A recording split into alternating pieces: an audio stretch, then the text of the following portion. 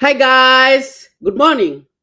Welcome to Charities Bible. You're seeing your number one channel. I am here. I'm gonna do another video, guys. Yesterday I did a video, but it was so bad I couldn't post it. So because I like to post my video on Saturday, so I did it a whole 30 minutes and it wasn't good at all. So I decided to redo it, and this is what we are gonna do. So guys, this is Charity Nganga. Guys, if I really thank you because we have reached 6,000 subscribers. It's early in the morning, guys. I'm trying to wake my mind up. I was doing a paper here and then I was like, let me do this video because it's really needed to be done. Now, thank you guys for subscribing. Thank you for commenting. Thank you for giving me feedback. Oh, I can't tell you enough, guys. I really, really do appreciate. Now, DV lottery, that's what we're going to talk about. And remember, we don't need a passport for this application. And also for DV 2022, remember that if you did apply and you didn't put a passport, maybe you just was like, let me just do it. Then they're not going to, they won't penalize you if you won your DV lottery. Just go with your passport, guys. So we don't need a passport. That's one thing, because that question comes and comes and comes and comes, guys. So before we start, if you haven't subscribed to my YouTube channel, kindly consider subscribing. Hit the notification button so that when I upload a video, you're going to see it. So DV 2024, when does it start? On the 5th. It's going to be in 3 days. We are counting days. So I hope you're ready with your correct names. You can follow the name that's on your birth certificate or your ID, whatever, or your passport. But remember, that passport is not going to be required in this year. So it's very, very important. But before we do that, it's good to see what's there, because we have to follow instructions, guys. And that's where most people have a problem. So I'm going to go through this paper real quick, and then we're going to see what we are required to do. Now, the DV lottery, you have to know that it's 55,000 diversity visas. And I am reading from the website, guys, like I tell you, and I like to tell you all the time that this is not my information. Travel.state.gov is where I read this information. Actually, I've done this now several times, so I know like where to go or what to do. But if you want the more information, when you look at my video, let me start the banner over here. The website is here. Look at there, the website is there. So let's see what we got here. So 55,000 visas for DV 2024. There is no cost to register, so don't pay someone to do it for you unless you're using the internet. You're going to a cyber, you will pay for the internet, but that cost is free if you are willing to do it for yourself, and it's very simple steps that you can do.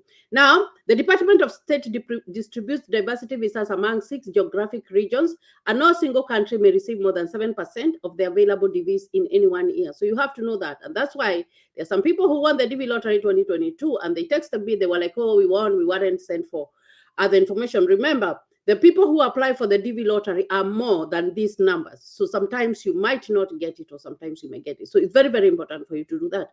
Now let's look at the countries that are not going to be there. Bangladesh, Brazil, Canada, not there. China, not there. Colombia, not there. Dominican Republic, not there. El Salvador, not there. Haiti, not there. Honduras, not there. India, not there. Jamaica, not there. Mexico, not there. Nigeria, not there. Pakistan, Philippines, Republic of Korea, that is South Korea, United Kingdom, except Northern Ireland and its dependent territories, Venezuela and Vietnam. Natives of Macau, SAR, and Taiwan are eligible. So guys, those countries are not there. But let's look at how you can get it or how you can do the application even if your country doesn't qualify. So natives of countries with historically low rates in migration to the United States may be eligible to enter, and those are the countries that have not been named here. So if you're not a native for a country with historically low rates of immigration to the United States, there are other 2 ways you might be able to qualify. The first one is your spouse. If your spouse is from a country that is eligible, you can apply or claim your spouse's country of birth, provided that your spouse is going to be named on the selected entry. That's very, very important. So both of you have to be there. Then, if you are born in a country, let's assume you were born in Canada and your parents were born in Uganda, or they were born in Kenya, or whatever, you find that those kids can apply with their parent. Okay, you may claim the country of birth of one of your parents if it's a country whose natives are eligible for DV 2024 program. So that can happen. Requirement number 2, this is important, at least a high school education or its equivalent. So this is where you have gone primary school, high school, and you have your certificate. Very, very important. You have to know that, guys. Or 2 years work experience within the first years. Now, this 2 years work experience, you have to look at this website, o.net online, and I'm going to look at that here in my consecutive videos, and then we'll see what qualifies. And you find that sometimes this one is kind of complex because they want a certain level and a certain level of job, and you find that most of the jobs that are found there, you have to have a degree. So, but I looked up and I saw interior design was something that qualifies, but we're going to peruse through the website and see what qualifies, guys. So it's important. And like I said, if you really want to come to the US and you don't have it, then know where to go, because if you go to Onet online, you can connect. You can be able to connect and see, if I don't have this, then am I able to get this? But sometimes sometimes it doesn't help, because most of the jobs that are there, you are required to have some kind of degree or whatever. But there are some that will work, and we're going to look at that in the next video. Now, so it starts at 12 a.m. noon. It's going to be on Wednesday, but October 5. 12 p.m. I'm sorry, and it's going to end on November 8, 12 p.m. So very, very important dates, guys. It's going to differ depending to where you are. Now, let me read the caution. Submission of more than one entry for a person will disqualifies all entries for that person. Okay, so this is not the more you win, the more you play, the more you win. No, you just do a one submission. If you're married, the wife can do the submission and add the husband and the children, and the husband can do the submission and add the wife and the children. At the same time, if you are 18 to 21, you can do your own application, and then your parents can add you in the application. So that's clear, capiche? I don't even have to add anything there. Now, it's done online, so nobody should tell you, oh, let me do it for you, you fill out this form. No, it has to be done online, and it has to be submitted online, and you have to be there. If someone is helping you, although they tell you, they encourage you to strongly do the entry form yourself without a visa consultant or visa agent. And that's why I just refuse to apply for anybody, because I'm like, if that's what they want, because when you do the application for yourself, you will be able to know, this is what I put, this is my email address, this is the passport to my email address, because those things matter. But if you are not able to, because there's some people who are not able to because of many reasons, then if that person is doing the application for you, be there. Because when you have submitted, you will need your unique confirmation number. You will need a paper that comes out so that you can keep it, so that you can check. Now, there are some people, and here they have written, unscrupulous visa facilitators have been known to assist in entrance with their entries. Now, like, guys, this thing, you can do it for yourself. And that's why I am reading this information. You can do this for yourself, because someone will hide your confirmation number, and then after May comes in, they will check, and if you have won, they are going to charge you money. So don't fall into that trap. And that is why we have to go through this form. It's going to be a longer form, but we're going to do it now. So your confirmation, keep it, your email, know the password. And then because when we come May 6, 2023, we go to dvprogram.state.gov, and we are going to look at the results. Very, very important. Now, your name, last family name, first name, middle name, exactly as it appears on your passport. If you have a passport, for example, or if your passport only shows your first and last name, please list your last family name and then first name. Very, very important, guys, about the names. And we're going to do that like the real form here in a little bit in the next video. So gender, are you a male or a female? You enter there. Birth date, day, month, and year, you enter there. The city where you're born. Look at your ID and put maybe the location, the district or the division.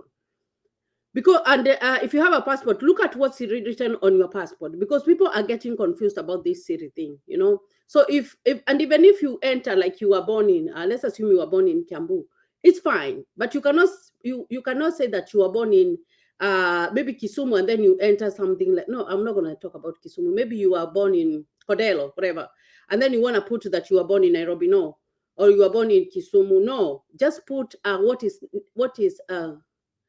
just enter what is nearest to where you are born, maybe a division or a district. Right now, I don't know how, I don't know how it operates, but there has to be some documentation that is on your ID. Use that. Then the country where you are born, this one is going to have a drop down. So you have to select the countries, because this one, they put only the countries that are eligible. So this one is going to have you select a drop down. So you will enter the country that you are born. Now the country, no, this one you'll enter the country of your born, but the country of eligibility is going to have a drop down, so you can click on that. Okay. Now remember, your country of eligibility is not related to where you live or your nationality if it is different from your country of birth. For example, I was born in Kenya, but I'm a US citizen. So that one is not my country of birth. US is not my country of birth. I was born in Kenya, and that's going to remain. So that's what they are meaning. Where were you born? You enter that. If you live in Dubai, you live in Canada, you live in whatever, Asia, whatever, you cannot enter that as your country of birth because you were not born in that place. So please pay attention to that because it's very, very important. The photograph, this one I am not going to talk about it because the video that I did last was about the photograph and I explained it like fully. So make sure that a photograph is good. But there's something that I want to read here about the photo. DV entry photographs must meet the same standards as US visa photos. You will be ineligible if a DV lottery, if the entry of the photographs and for you and your family members do not fully meet these specifications or have been manipulated in any way. Guys, go watch that video. It's very, very important for you to submit a full photograph. Then the mailing address, like I said, you can use for, if you don't have your personal one, you can use for your church or maybe your uncle or your aunt. You know why I say the church is because maybe in the whole family there's nobody who has a mail, but when the church where you go, there is a mail, or maybe the school that you go, there is a mail. Use those ones, but you write in care of, and you'll be fine. Now, don't worry about the zip code, but the postal code, I know like for Kenya is 254. So that's a postal code. Don't worry about the zip code. The zip code normally happens here in the US, where we have so many zip codes, depending on the area that you're living. So don't worry about the zip code. So where do you live today? You have to enter there. If you moved from your country and you went to live in another country, you have to enter that information there. Very, very important. And your phone number is optional. Now, let's talk about the email address. The email address is very, very, very, very important, guys. It's a very, very important thing. I'm trying to look if I'm still online. So the email address which you have direct access and will continue to have direct access through May of next year.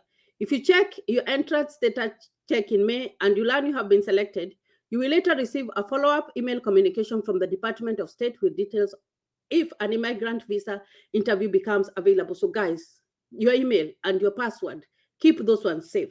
Don't give them to anybody. Do not leave your confirmation number to anybody because you will have trouble to check. So remember your email address. Memorize it, write it down, anything that can help, guys. So the Department of State will never send you an email telling you that you have been selected for the DV. They are not going to send you an email. You will need your confirmation to check, okay?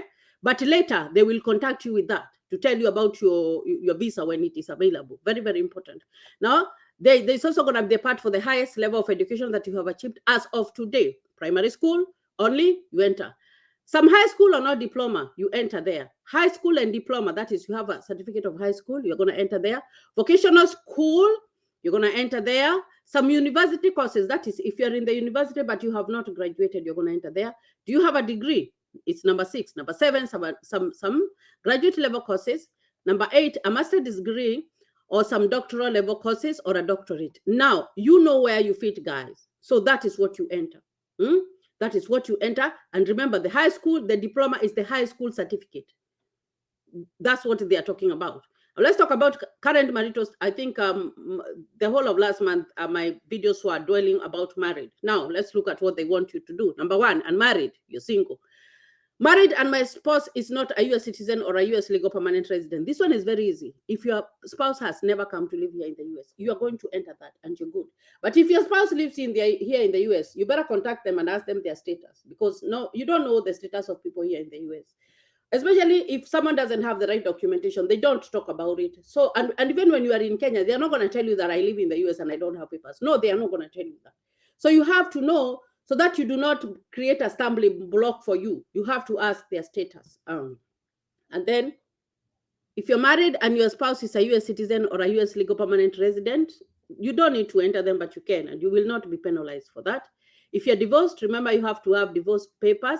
If you're widowed, if you're legally separated, enter the name, birth, gender, city, town of birth, and the country of birth for your spouse, and a photograph of your spouse meeting the same technical specifications as your photo. So very, very important, guys. Now, don't list someone who is not your spouse. This will make you ineligible as the DV applicant and your spouse and your children ineligible. So you cannot do that. You must list your spouse even if you're currently separated from him or her, unless you're legally separated.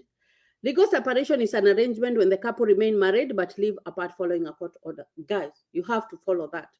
If you and your spouse are legally separated, your spouse will not be able to migrate with you through the DV program. Even if you enter them there and you have a paper showing that you're legally separated, they won't benefit, so it's not going to hurt you guys. So you'll not be penalized to choose to enter the name of the spouse from which you are legally separated. If you're not legally separated by court order, you must include your spouse, even if you plan to be divorced before you apply for the diversity visa, or your spouse does not intend to immigrate. Guys, pay attention to that. So if your spouse is a US citizen or a lawful permanent resident, you don't have to enter those ones. That's fine. Then the number of children, list the name, date of birth, gender, city, town of birth, and country of birth of all living and married children under 21 years of age, regardless of whether they are living with you or intend to accompany you or follow or join you should you immigrate to the United States.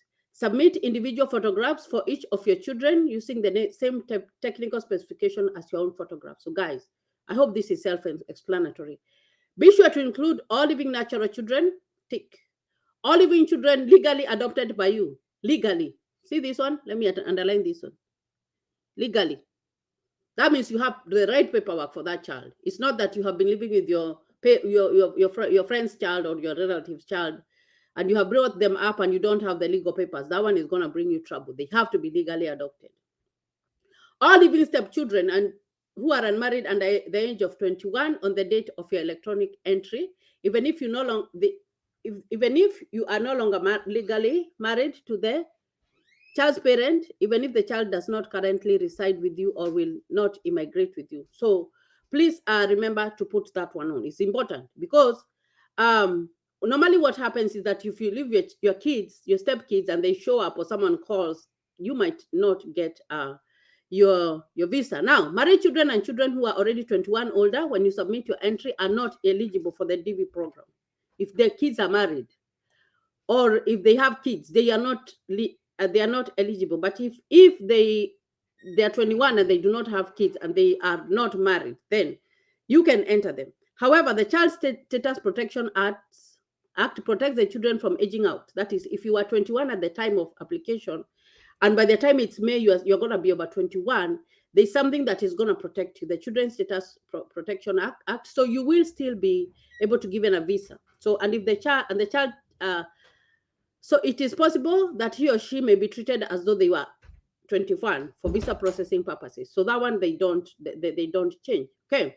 So if your child is a US citizen or a legal permanent resident, your DV entry will not require to be issued a diversity visa. So guys, pay attention to this stuff. So you will not be penalized for either including or omitting such family members from your entry. Failure to list all children who are ineligible or listing someone who is not your child will make you ineligible for a DV, guys. You have to know that. So all your kids or your stepkids or your adopted kids, they have to be there. And your spouse and your children will also be ineligible as a diversity visa derivative applicants. Guys, pay attention. So remember, it's on the 5th. Let me go back. Let me take this one over here. So I've read all the instructions and I hope that they are going to help. So if you have a problem or if you have difficulty, you can write on my on the message and then you're going to ask. But that's what they require, guys. And it's on the 5th. So make sure that you have everything. My camera here is tilted. So make sure that you're having everything by the time you're doing your application, and then we're going to talk about the work experience and we're going to talk about filling it out, the form, and remember the time, and remember to fill it out early. Remember not to wait until last minute because you might not be able to submit. So very, very important things. So I wish you all the best as you apply for your DV lottery. I wish you all the best in whatever that you're doing. But remember, if you have not, if you have applied, or if you are not called and you are DV 2022, you have that chance to apply. At the same time, if you are a DV 2023, this is October, so you'll start getting your 2NLs right now. Someone was writing to me and they were telling me that their number is 15,000. So that's a low case number. So they should expect to get their visas like soon, soon, because that's a very, very low case number. So guys, I wish you all the best. Thank you and God bless you.